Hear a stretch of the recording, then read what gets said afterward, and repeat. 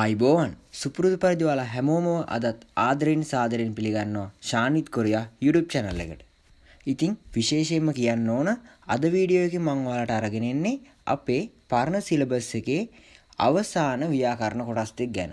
ඉතින් මේ ව්‍යාකරණ කොටස් දෙකෙන් පස්සේ අපි ඉස්සරහට කතා කරන්නේ අලුත් සිලබස් එකේ ව්‍යාකරණ කොටස් 30 ගැන. ඉතින් දැන් පරණ සිලබස් එකේ අපි ඉගෙන ගත්තා වගේම අලුත් සිලබස් එකෙත් අලුතෙන්ම එකතු වෙන ව්‍යාකරණ කොටස් 30ක් අපිට ඉගෙන ගන්න තියෙනවා. ඉතින් අපි මේ ව්‍යාකරණ ටිකත් මේ වීඩියෝ එකකින් පස්සේ ඉස්සරහට වෙනම විදියකට පිළිවෙලකට ඉගෙනගෙන යනවා. ඉතින් වැඩි වෙලාවක් ගන්න නැතුව අද අපි කතා කරන්නේ මොන ව්‍යාකරණ කොටස් දෙක ගැනද කියලා දැන් කතා කරමු. මේ වීඩියෝ එකකින් අද අපිට කතා කරන්න තියෙන්නේ එන්තොක් බුනේ කියන නිපාතයත් ගිරෝහදා කියන නිපාතයත් ගැන. ඉතින් අපි මේ ව්‍යාකරණ දෙකත් පැහැදිලිව මුල ඉඳන් සරලව ඉගෙනගෙන බලමු කොහොමද මේ ව්‍යාකරණ භාවිතා කරන්න කියලා. හේතුවෙන් එහෙම නැත්නම් එන්තොක් බුනේ කියලා කියන්නේ මොනා හරි දෙයක් හේතුවෙන් කියන අදහස ගන්න භාවිතා කරන නිපාත කොටස. එහෙම නැත්නම් කොරියානුවන් මොනා හරි ක්‍රියාවක් හේතු කොටගෙන නැත්නම් එම හේතුවෙන් අන්නේ වගේ මොනහරි ක්‍රියාවක් සම්බන්ධව හේතු කොටගෙන මොකක් හරි ක්‍රියාවක් අපි කතා කරන්න ගත්තොත් කොරියානුවන් ඒකට භාවිතා කරන්නේ එන්තොක් බුනේ කියන නිපාතය.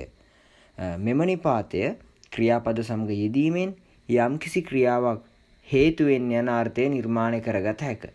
ඒ කියන්නේ මොනහරි ක්‍රියාවක් හේතු කොටගෙන යන හේතුවෙන්, වැඩ කරන හේතුවෙන්, නිදා ගන්න හේතුවෙන්, කන හේතුවෙන් තේරෙනවා. ඒ කියන්නේ මෙන්න මේ හේතුව නිසා මෙන්න මේක වෙනවා කියලා අපි භාවිතා කරන්නේ.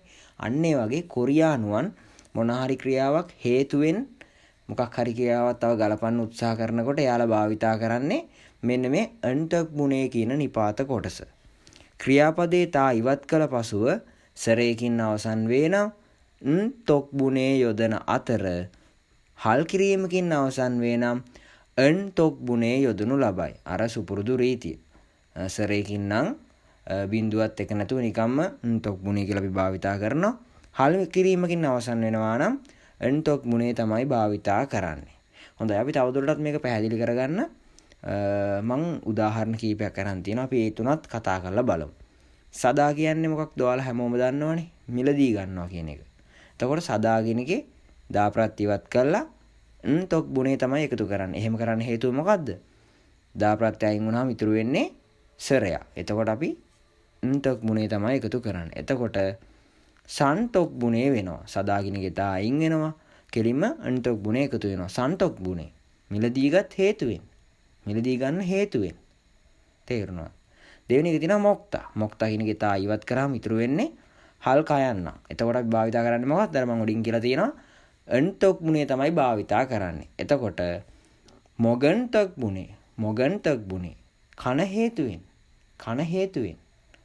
තුන්වෙනි එක තියෙනවා මන්දල්දා. මන්දල්දා කියන එකේ තා ඉවත් කරා ඉතුරු වෙන්නේ හල් අයන්න. ඒ නිසා අපි හල් අයන්නත් ඒ අවස්ථාවේදී අයින් කරනවා. එතකොට අපි ඒකට එකතු කරනවා එන්තොක් බුනේ කියන නිපාතය. එතකොට මන්දන්තොක් බුනේ හැදුව හේතුවෙන් නැත්තම් හදන හේතුවෙන් කියන අදහස තමයි එතන අපිට ගන්න තියෙන්නේ. දැන් ඔයාලට තේරෙන්නේ නැති මේ එන්තොක් බුනේ කියන්නේ මොනා හරි ක්‍රියාවක් හේතුවෙන් කියන අදහස ගන්න භාවිතා කරන කොරියානු නිපාතය කියලා. බලන්න මේ උදාහරණ වාක්‍ය දිහා. යොරබුනේ තවාචුසින්තොක් බුනේ චෙගා ඊසනල් පත්ගේ තෙොස්සම් නිදා. යොරබුනේ ඔයාලා හැමෝම තවාචුසින්තොක් බුනේ උදව් කළ හේතුවෙන් උදව් කරපු හේතුවෙන් චෙගා මට ඊ මේ සනල් පත්ගේ තෙොස්සම් නිදා. මේ තෑග්ග ලබා ගන්න පුළුවන් වුණා කියලා කියනවා. ඒතකොට මේ තෑග්ග ලබා ගන්න පුළුවන් වුණේ ඇයි? ඔයාලා හැමෝම උදව් කරපු හේතුවෙන්. උදව් කළ හේතුවෙන්. දැක්කද? කන හේතුවෙන්, වැඩ කරන හේතුවෙන්, යන හේතුවෙන්, මොන හරි ක්‍රියාවක් කරන හේතුවෙන්. අර නිසා කියන කරන නිසා ඒ වගේම ඒ හා සමාන වෙන මේ එකම නිපාතය. එක වගේම නිපාතයක්. හැබැයි ඒකේ මේකේ අදහස් දෙකක් තියෙන්නේ. මේක මොන හරි ක්‍රියාවක් හේතුවෙන්. ඒ හේතුවෙන් කියන අදහස ගන්න තමයි මෙන්න මෙතන තොක් බුනේ කියන නිපාතය අපි භාවිතා කරන්නේ. අද වීඩියෝ එකෙන් අපිට ඉගෙන ගන්න තියෙන දෙවන නිපාත කොටස තමයි ගිරෝහදා කියන නිපාතය. මේ ගිරෝ හදා කියන්නේ මොනාහරි ක්‍රියාවක් කරන්න තීරණය කරනවා. නැත්තම් කරන්න තීරණය කළා. දැන් ගිරෝ හදා කියන එකත් දැන් මේකත් මේ හදා කියන එකෙත් තාප්‍රත්‍යවත් කළා ගිරෝ හෙස්සම් නිදා ගිරෝ හේයෝ කියලා අපිට භාවිතා කරන්න පුළුවන්. මේ ගිරෝ හදා කියන එක පොදුවේ ගත්තාම මොනහරි ක්‍රියාවක් කරන්න තීරණය කරනවා කියන අදහස තමයි මේ නිපාතයෙන් අපිට ගන්න පුළුවන් වෙන්නේ. මෙම නිපාතය ක්‍රියාපද සමග යෙදීමෙන් යම්කිසි ක්‍රියාවක් කරන්න තීරණය කරනවා යන අදහස නැත්නම් යන අර්ථය නිර්මාණය කරගත හැක. ක්‍රියාපදේ තා ඉවත් කොට සරහල් ભેදයකින් තොරව ගිරෝ හදා යොදනු ලබයි කියලාත් කියනවා. ඒ කියන්නේ මේ නිපාතයත් එක්ක සරහල් ભેද මුකුත් ගලපන්නේ තා අයින් කරා ක්‍රියාමූලයට කෙලින්ම මේ ගිරෝ හදා එහෙමත් නැත්නම් ගිරෝ හෙස්සම් නිදා ගිරෝ හේයෝ එකතු කරන්න පුළුවන් කියලා තමයි මෙතන මේ විස්තරෙන් කියන්නේ. බලන්න මම උදාහරණ තුනක් අරගෙන තිනවා. අපි ඒ තුනත් කතා කරලා බලමු. සදා කියන්නේ මිලදී ගන්නවා කියන එක. දැන් මේකේ තාප්‍රත්‍යවත් කළා. කෙලින්ම ගිරෝ හදා එකතු කරනවා. එතකොට සගිරෝ හදා මිලදී ගන්න තීරණය කරනවා. දැන් මෙතන සගිරෝ හදා කියලා අපි ගත්තට එහෙම අපිට භාවිතා කරන්න බෑ. එක්කෝ සගිරෝ හේයෝ නැත්තම් සගිරෝ හෙස්සම් නිදා. සගිරෝ හේයෝ කියලා આવොත් ඒක වර්තමාන කාලේ මිලදී ගන්න තීරණය කරනවා. සගිරෝ හෙස්සම් නිදා කියලා අපි භාවිතා කරොත් මිලදී ගන්න තීරණය කළා. ඒවා ඉතින් ඔයාලට මේ වෙද්දි අපි ව්‍යාකරණ ගොඩාක් කතා කරලා තියෙනවා. ඉතින් ඔයාලට ඒ වර්තමාන කාල අතීත කාල ගලපන්න පුළුවන් ඇති කියලා දැන් මං හිතනවා. දෙවන උදාහරණය තියෙනවා මොක්තා කියන එකේ තා ඉවත් කරලා ගිරෝ හදා එකතු කරනවා. එතකොට මොක් ගිරෝ හදා. දැන් මෙතන භාවිතා කරලා තියෙන මොක් ගිරෝ හේයෝ. මොක් කියන එකට ගිරෝ හදා එකතු වෙලා මොක් ගිරෝ හදා වෙනවා. මෙතන මොක් ගිරෝ හේයෝ. ඒ කියන්නේ කන්න තීරණය කරා.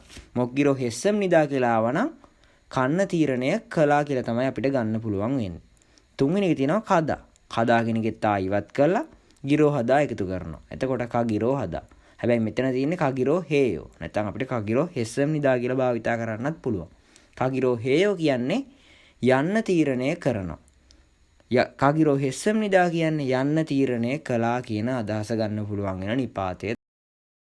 අපි උදාහරණ වාක්‍ය දෙකත් කතා කරලා බලමු තවදුරටත් මේක කොහොමද අවබෝධ කරගන්න පුළුවන් වෙන්නේ කියලා.